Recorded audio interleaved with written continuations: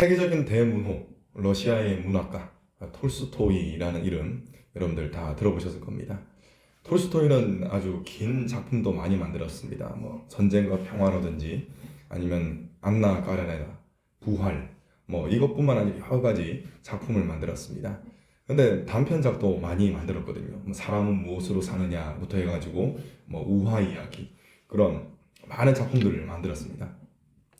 근데 이게 톨스토이 작품인지는 모르겠지만 모르고 있는데 많은 사람들이 톨스토이 작품이라는 것을 모른 채 많이 알고 있는 그런 또 이야기가 있습니다. 그 이야기를 좀 해드리겠습니다.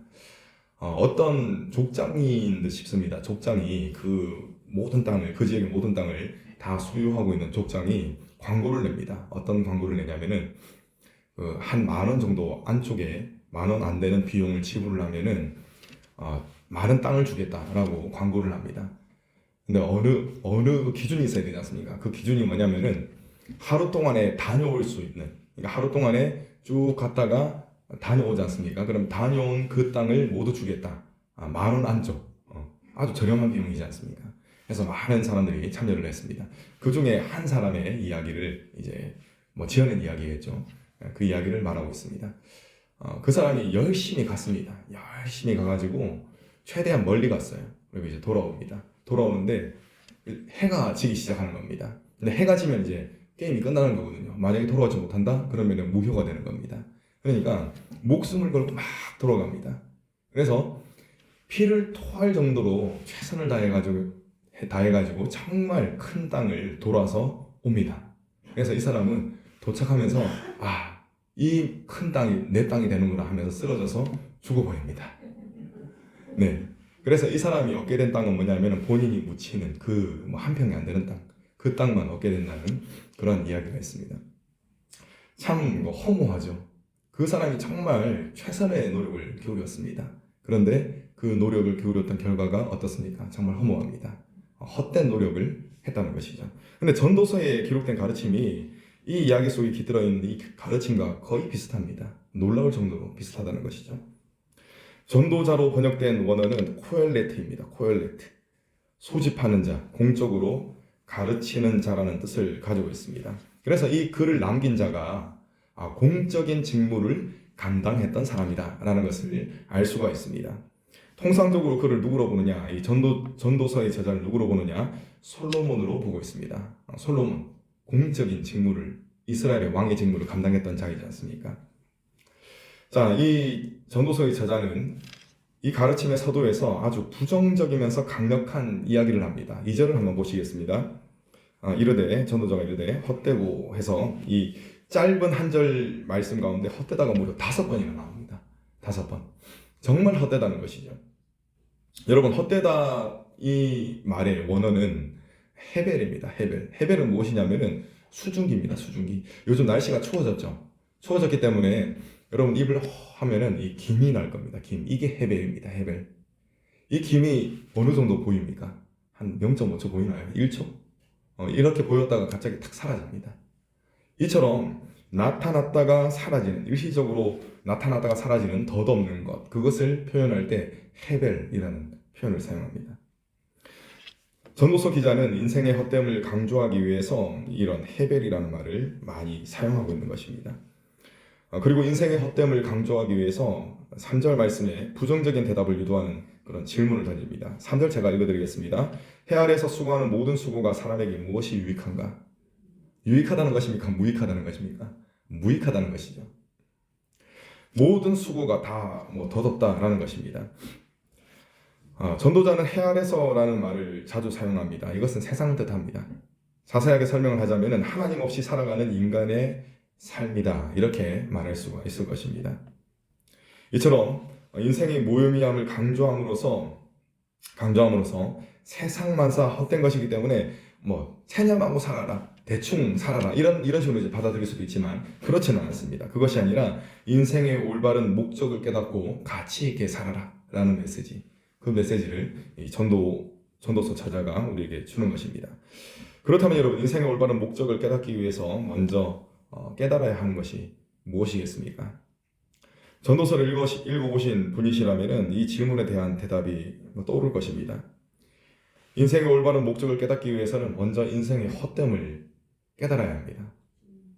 4절부터 11절까지는 이 인생의 헛됨에 대해서 계속 이야기를 합니다. 전도자는 어떤 가르침을 주느냐? 인간의 삶은 물론 자연 현상도 같은 변화가 반복되는 이 순환이다라는 것을 이야기합니다. 완전히 새로운 것은 없다. 해 아래 새로운 것은 없다. 이런 이야기를 한다는 것이죠.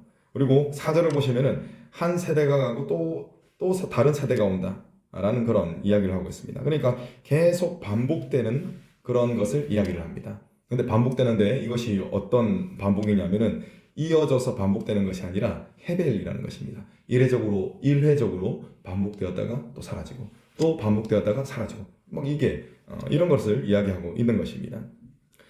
자, 사람은 죽고 나면 이 세상에는 뭐 어떤 상태가 됩니까? 이 세상에는 없는 상태가 되는 것이죠. 영원히 살 수 없는 인간, 즉 유한한 인간은 그 존재 자체가 헛될 수밖에 없다는 것입니다. 헤벨이라는 것이죠. 자, 그것을 쭉 이야기합니다. 제가 뭐 길게 또 설명드릴 것이 많지만 새벽에 길게 설명을 드리면은 또 제가 여러분들을 본의 아니게 괴롭히는 것이 되기 때문에 그냥 계속 좀 빨리 진행을 하겠습니다. 여러분, 많은 사람들이 만족을 얻기 위해서 아등바등 살아가죠. 그런 모습을 오늘 전도서 저자가 표현하고 있는 것입니다. 그게 다 뭐 헤벨이라는 것이 헛되다라는 것입니다. 여러분 11절 한번 보시기 바랍니다. 11절 지금 아등바등 사는 그런 삶을 기억하는 사람이 없을 것이다 라는 것, 그것을 전도자가 이야기하고 있습니다. 인생의 목적을 깨닫기 위해서는 먼저 삶의 헛됨을 깨우쳐야 한다 라고 했습니다. 자, 여러분, 인생의 목적을 깨닫기 위해서 두 번째 깨달아야 하는 것은 무엇이냐면은 지혜의 헛됨입니다. 이것은 뭐 하나님을 아는 지혜가 아니라, 잠언에서 말하는 지혜가 아니라 세상 사람들이 이야기하는 지혜입니다. 12절에서 18절까지는 이러한 지혜의 헛됨에 대해서 설명하고 있습니다. 자, 삶의 헛됨을 깨달은 전도자는 세상의 지혜를 통해서 이 헛된 인생을 헛되지 않도록 바꾸려고 노력을 해봤습니다. 그런데 다 실패로 돌아갔습니다. 자, 그러다가 그가 깨달았던 두 가지가 있습니다.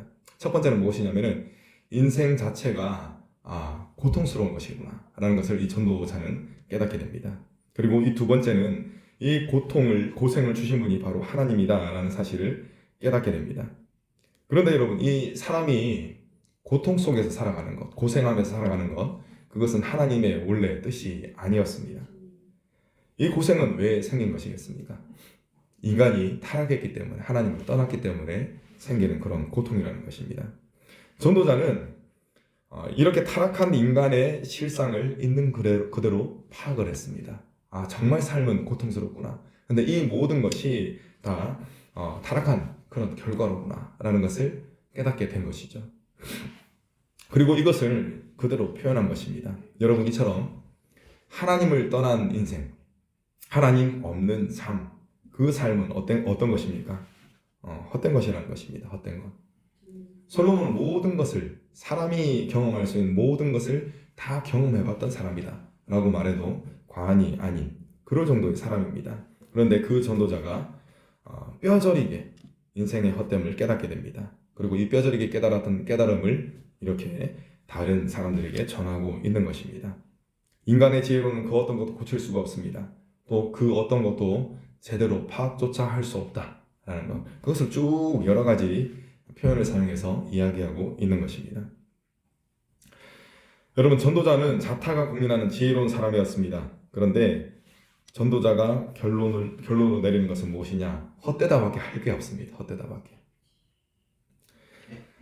여러분, 말씀을 맺겠습니다. 전도자는 인생의 올바른 목적을 깨닫기 위해서 삶의 헛됨, 그리고 인간의 지혜의 헛됨을 깨달아야 한다라고 했습니다. 여러분, 먼저 깨달아야지 방향을 잡지 않습니까?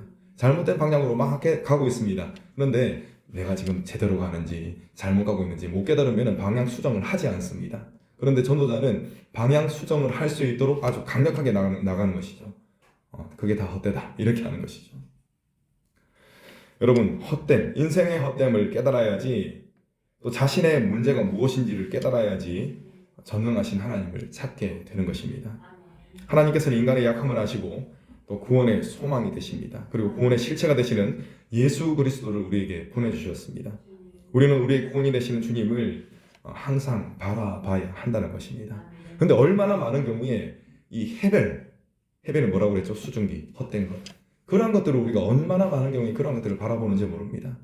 하나님을 바라봐야 되는데 헛된 것들을 보면서 계속 살아가는 그런 모습이 우리의 모습이더라는 것입니다. 그런데 전도자는 우리에게 이야기합니다. 그 모든 것은 헛된 것이다. 그러니까 오직 하나님을 경외하며 살아가라 라고 하는 것입니다. 여러분, 혹시 여러분이 헛된 것들, 헤벨과 같은 이런 것들을 보고 그것을 의지하고 그것을 통해서 위로를 받고 살아가셨다면 그러한 삶에서 돌이키시기 바랍니다. 그리고 하나님을 바라보고 살아가셨다면 그 삶을 지속하시기 바랍니다. 그것이 바로 하나님께서 기뻐하시는 삶입니다. 하나님께서 기뻐하시는 삶을 사시는 저와 여러분 되시기를 간절히 축원합니다. 기도하겠습니다.